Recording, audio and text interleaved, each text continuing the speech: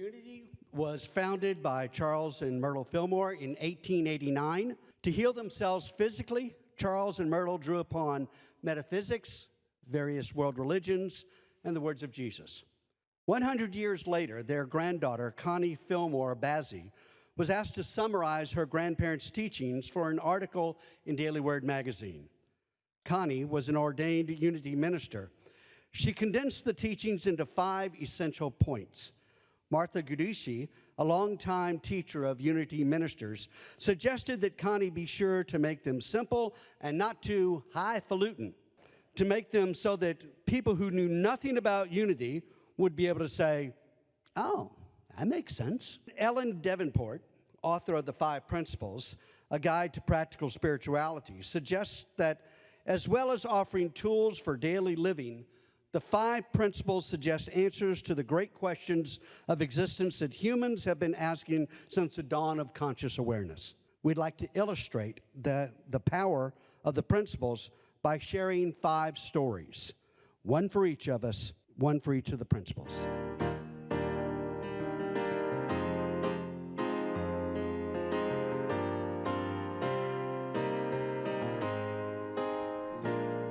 Thank you, Michael. They gave me the tough one, describe God, citing 3 examples. Like a lot of folks in the 1950s, I was around in church, twice on Sunday and once on Wednesdays. Everybody can relate to that? And when I misbehaved, my dad liked to say, boy, you better find you some God or there's going to be some hell to pay. So I started paying attention to that, and that became my search. There seemed to be 2 forces in my boyhood Christian church, an old white-haired guy with a beard and a lot of anger and judgment and revenge.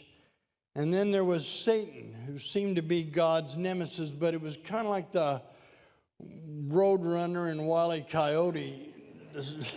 God seemed to win most of the time. And then in high school, my English teachers introduced me to Greek gods and Roman gods, and that got me a little bit confused, but I was taking my dad's advice and looking for some God. I started college right up the road here at Baylor University because they had a reputation for being pretty well versed on the God stuff. So I said, okay, I'll go there. And I got there and I was kind of intrigued by my world religion class because, man, oh man, those world religions, they had gods and even more gods. So I was doing the right thing.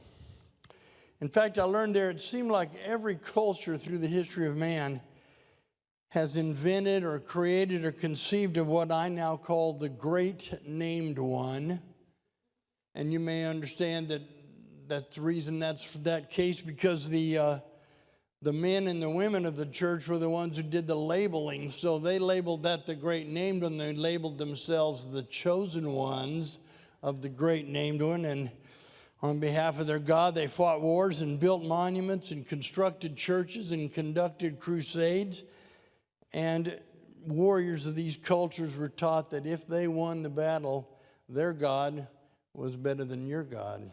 And from this, I realized that man was naming the gods. And these gods existed in the minds of men and had a lot of human traits. But then a funny thing happened, not so funny, I guess. My dad passed away. And in the days following that passage, I did a lot of reflecting and mourning, and I was struck by a bolt of realization. It dawned on me that all these partial gods, all these partial truths, were, when taken as a whole, the sum of God. And I started thinking about that idea, that God must be the greater than the sum of these parts. And that was the day that my God became fully sized and fully realized, unlimited by humans, unlimited by cultures, and universal in every sense of the word. So it's like the 4 blind men who try to describe the elephant by just touching the leg or just touching the trunk or just touching the tail of the god. There were a few things right about their descriptions, but I knew in that moment that there's just one God, not my God, not your God, or a God that goes to war or acts like a king or acts like a master or even like a saint. This God is a creative force, the infinite energy, the one presence of which we are a part, the enduring power, the good, big like an elephant, large like an ocean, infinite like the Milky Way. And with that realization, I finally became apparent that God and me were of the same stuff, not separate, not divided, not even in need of a name, and just one.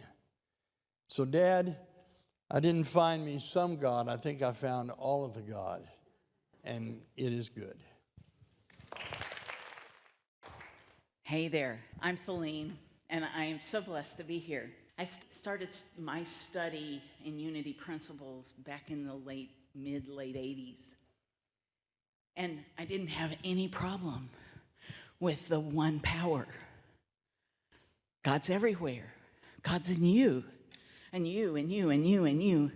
And where I couldn't find God was in me. My definition of God is power. It's everywhere. There's nowhere God is not. And yet, my definition of God was that God is a loving force, the loving, the most powerful loving in the universe. Loving. And I was searching like a crazy woman to be loved. I went to every workshop that Unity ever had about finding loving and prosperity and abundance and all of those things. And one of my favorite teachers of all times was Edwina Gaines, for you old people. And she was always saying, "We've got enough seekers, we need some finders." And I loved it. And so I went to workshop after workshop, everywhere, any teacher that came along.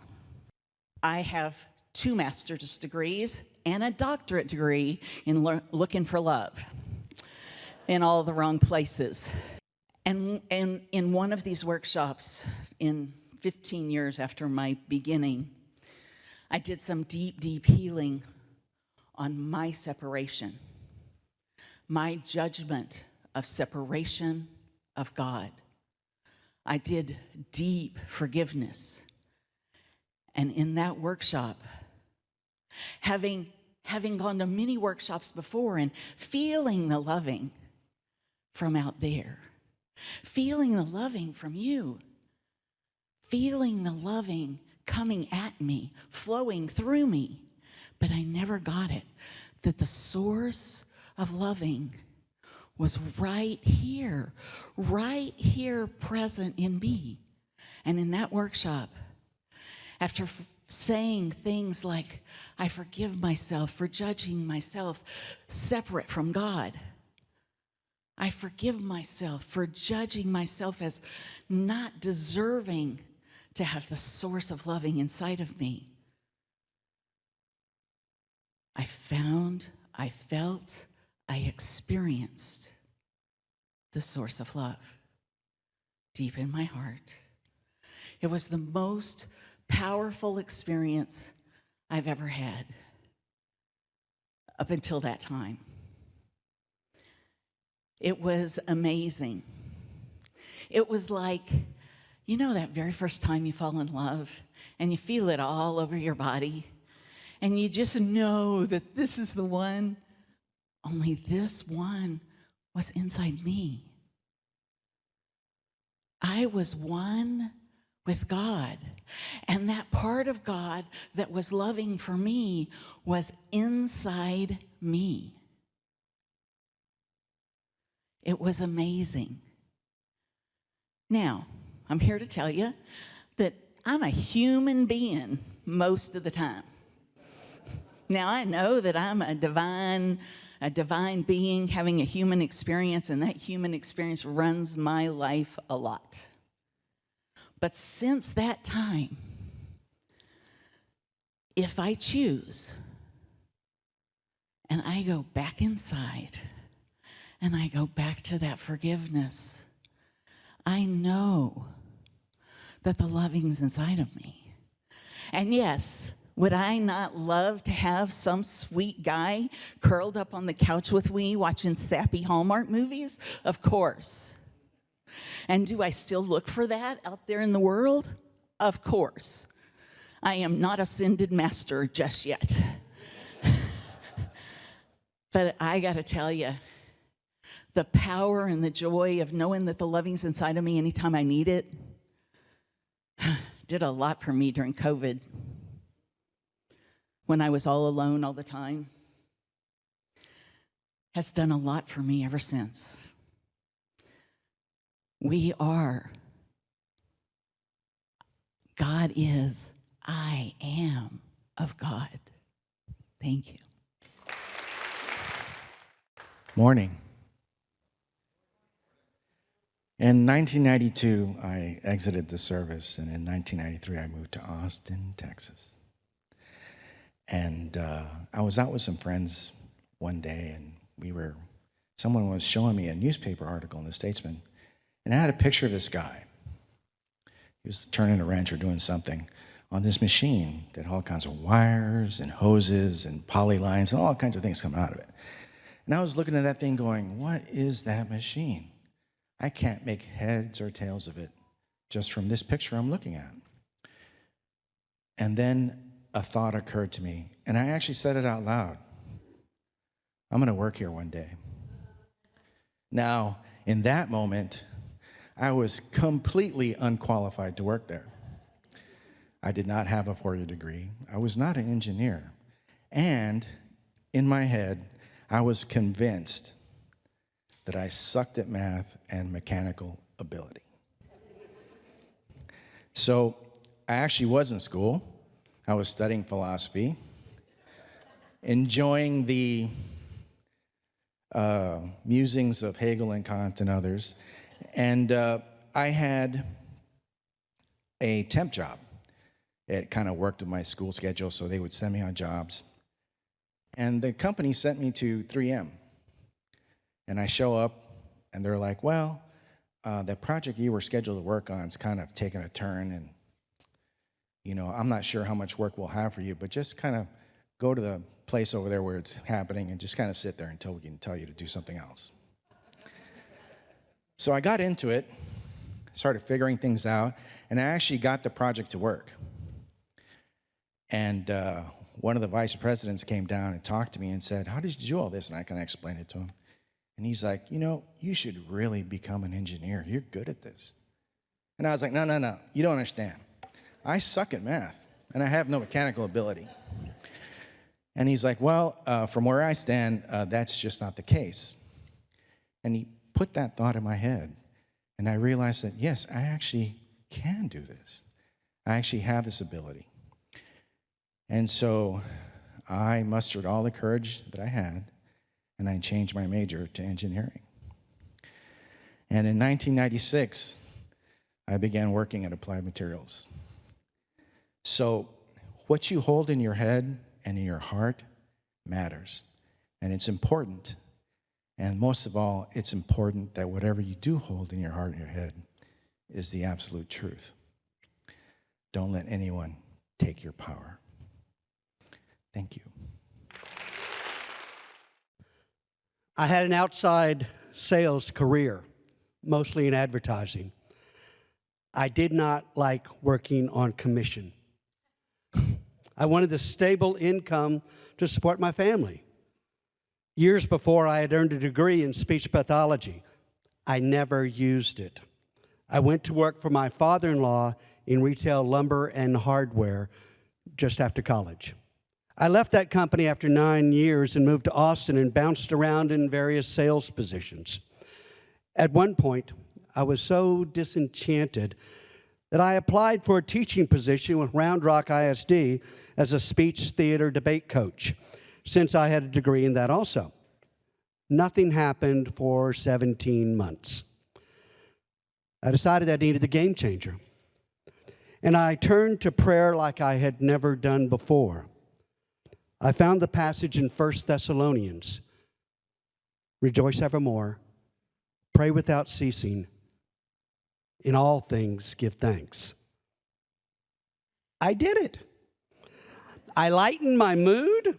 I spent every lunch studying sacred text and spiritual literature. I sang hymns as I did my sales job instead of listening to the radio. I played inspiring talk tapes, and I became unconditionally grateful for my life just as it was. I deeply experienced prayerful practices for a month. I got unsolicited high ratings from my supervisors and clients. I was at peace with my life.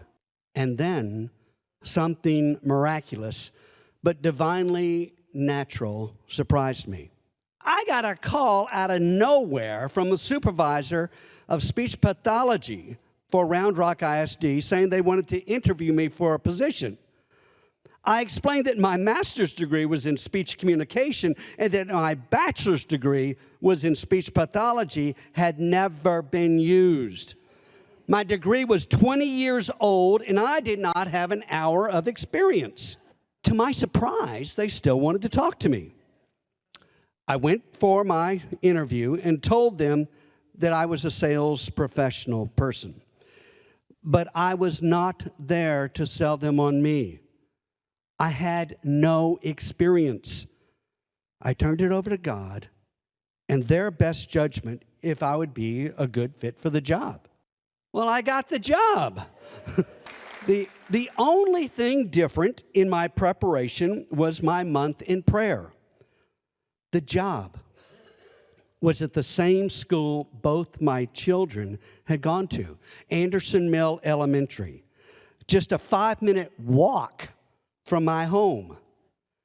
One of the key factors was that the principal admired my son, Paul, who had graduated the 5th grade there the year before. She said that anyone that was the father of such a fine person as Paul had to be a good person himself. He was my best reference. My son got me that job. And God has been at work in my life for a long time. It was an instantaneous miracle that was years in the making. And I always treated it as part of a divine plan. I was a Walmart National Teacher of the Year after 5 years of teaching. This was no ordinary job. This was my sacred calling. This odd-shaped peg finally found an odd-shaped hole. I worked with a loving team of 3 other teachers addressing the needs of developmentally delayed 3 to 5-year-olds. That team remains together for all these years. In time, they all became part of Unity Church of the Hills. You may know them, if you'll please stand. Lisa Adams, Catherine Boswell, and Linda Watts. And to make this divinely natural miracle complete, I am marrying one of those team members, Linda Watts, in 1 month out on the UCOH pavilion.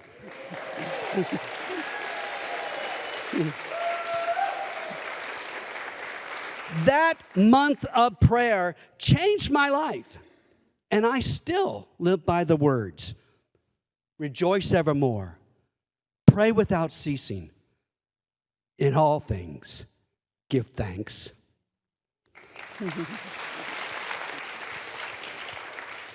Hi. Oh my gosh. All right, I live it. So I don't know about the rest of y'all, but for me, sometimes I get to Principle 5 and I'm just like, man, I'm tired. I've been praying, I've been thinking, I've been co-creating, I've been doing all this kind of stuff. Man, whew, can I just skip this part? But there's 2 expressions, and I loved what you told me about the highfalutin thing. That was wonderful, because sometimes the 5th principle can sound, maybe even for those of us who are more enlightened, a little highfalutin sometimes. So there were 2 additional expressions that whenever I was meditating on this particular piece that came to me that were impactful in letting me visualize what this principle actually talks about. The first one is be the change. The second one is actions speak louder than words, right? So for me, there is a certain fast food chicken place. I won't say the name, Chick-fil-A. that I don't patronize for my own personal principles. And one year, I was working as a manager at an insurance firm. And I had a bunch of people on my team, and we all decided for Christmas we would do Secret Santa. But of course, this year we wanted to do it slightly different. We were going to do gift cards, okay? So everybody went out and got a $10 gift card to wherever they wanted to, you know, give the gift card to for their Secret Santa, and then they put it in their little stocking. So of course, the party comes along, and I open up my stocking, and what gift card do I have in my stocking? I have a Chick-fil-A gift card in my stocking. I thanked the person very much. Of course, I knew who it was, even though it's supposed to be Secret Santa, but it's never secret. You always know. And so I thanked the person. I was like, that's very, very kind of you. Thank you so much. I didn't say anything about the fact that I wasn't going to use it, that it would probably end up at the bottom of my purse in about 3 months, and then I would probably wind up throwing it away, right? I didn't say anything like that. I was like, thank you very much. This is very kind of you. Have a very Merry Christmas. Went on about my day.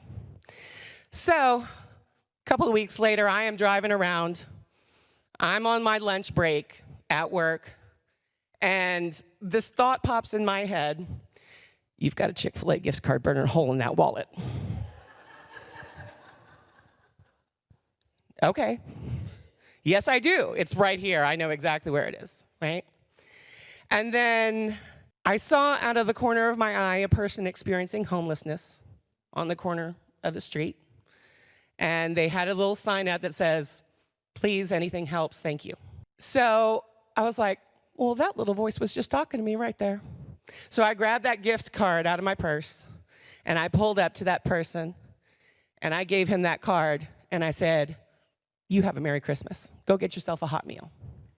That was one of the ways that I was able to turn something that I wasn't going to use and be the change and give somebody a hot meal that day.